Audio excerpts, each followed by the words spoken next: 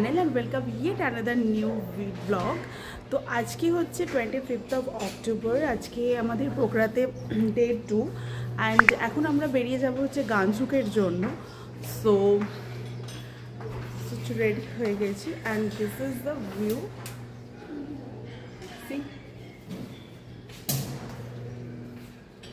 পিছন থেকে পুরো অন্নপূর্ণা রেঞ্জটা দেখা যাচ্ছে একদম ফুল অ্যান্ড ফাইনলি। সো চলো গাড়ি এসে গেছে, এখন জাস্ট আমরা গাঞ্জুকের উদ্দেশ্যে বেরোবো। অনেকটা রাস্তা ট্রাভেল করার আছে, আজকে অনেক কিছু প্ল্যান আছে ওখানে গিয়ে করার, সবটাই তোমাদের সাথে শেয়ার করব কি হচ্ছে না হচ্ছে। আপাতত গাড়ি এসে গেছে, সবাই তাড়া দিচ্ছে, তো চলো ঝটপট করে বেরোনো যাক অ্যান্ড তোমরাও এনজয় করো। যদি ডেফিনেটলি ব্লগগুলো ভালো লেগে থাকে এই ট্রাভেল ব্লগগুলো, তো please like share and subscribe করে দিও। তো চলো বেরোনো যাক।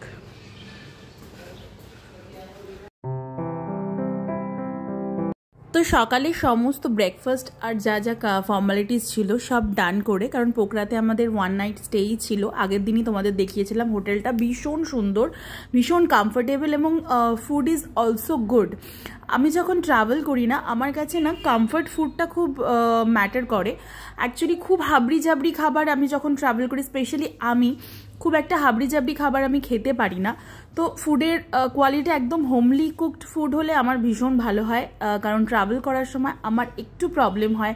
আর পাহাড়ি রাস্তায় যখন আরও ট্রাভেল করা হচ্ছে, তখন তোমাদেরকে সাজেস্ট করবো যারা খেতে পারো তো ডেফিনেটলি ভালো, আর যারা পারো না তারা চেষ্টা করবে একটু লাইট খাওয়ার। ওই সকালবেলা পুরি সবজি এগুলোকে একটু অ্যাভয়েড করো, আর একদম ভরপেট পুরো খাবার খেয়ে উঠো না, কারণ পাহাড়ি রাস্তাটা এতটা চড়াই উতরাই থাকে, গাটা অনেক সময় গুলিয়ে যাওয়ার টেন্ডেন্সি থাকতে পারে।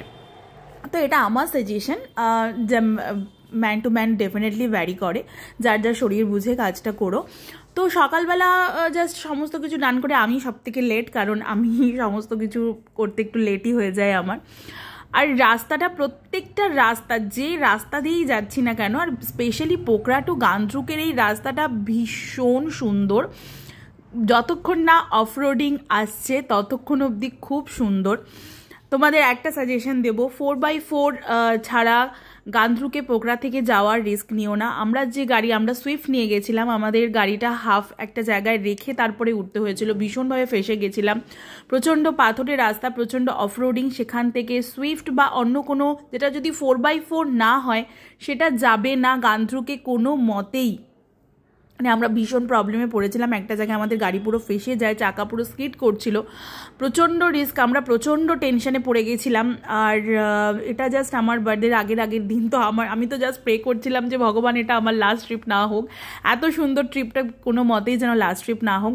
আদারওয়াইজ ট্রিপটা ভীষণ সুন্দর, যেটা করে তোমরা মানে অফরোডিংটা করে উপরে ওঠার পরে ভিউটা জাস্ট ওর্থ ইট।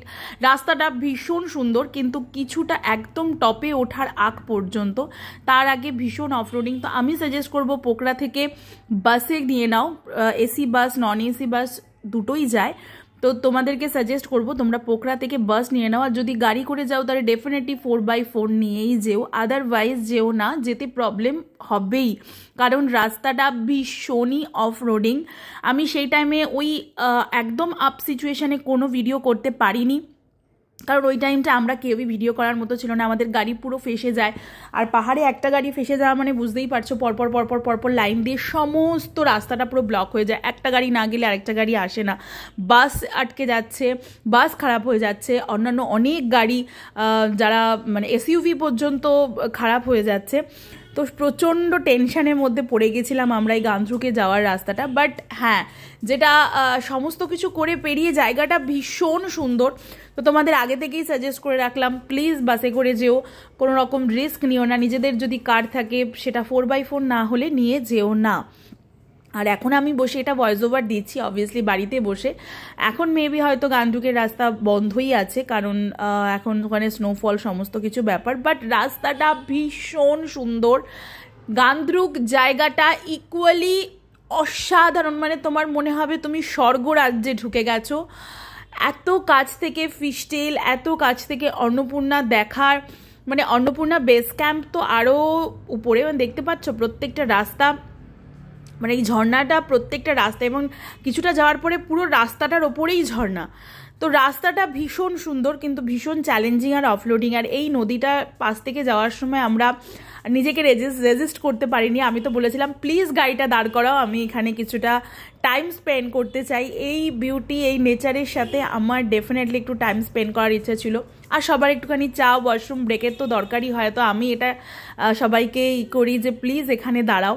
তো এখানে আমরা প্রচুর ফটো ভিডিওস রিলসও তোমরা ডেফিনেটলি দেখেছো, শর্টসে আমি পোস্ট করেছিলাম। তো তোমাদের কেমন লাগছে শর্টসগুলো সেটাই জানি, ওই ট্রাভেল সিরিজগুলো তোমাদের কেমন লাগছে, এত চ্যালেঞ্জিং রাস্তা এত সমস্ত কিছুর মধ্যেও শুধুমাত্র তোমাদের জন্য এই ভিডিওগুলো করা। প্লিজ একটু ভালোবাসা দিও, তাহলে আমিও একটু ইন্সপিরেশন পাবো।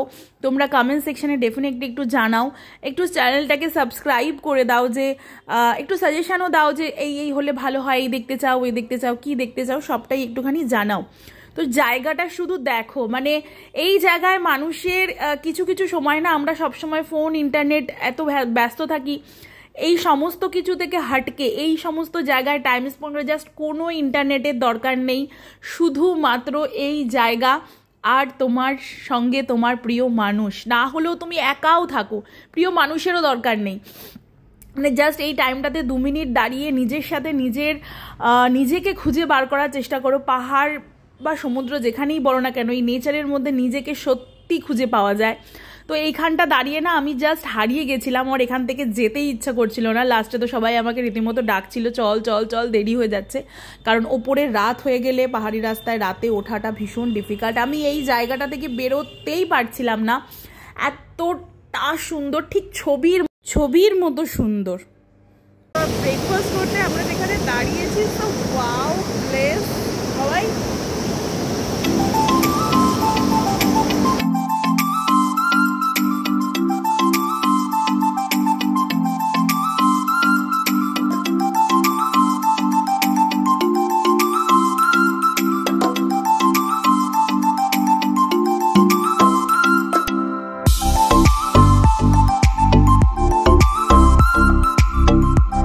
জায়গা থেকে বেরিয়ে বেশ স্মুথলি রাস্তায় আমরা চলে যাওয়ার পরেই ঘটনাটা ঘটে, আমাদের গাড়ি আটকে যায়, চাকা স্কিড করে যায়, রীতিমতো মানে ভীষণ একটা বাজে সিচুয়েশনের মধ্যে আমরা পড়ি।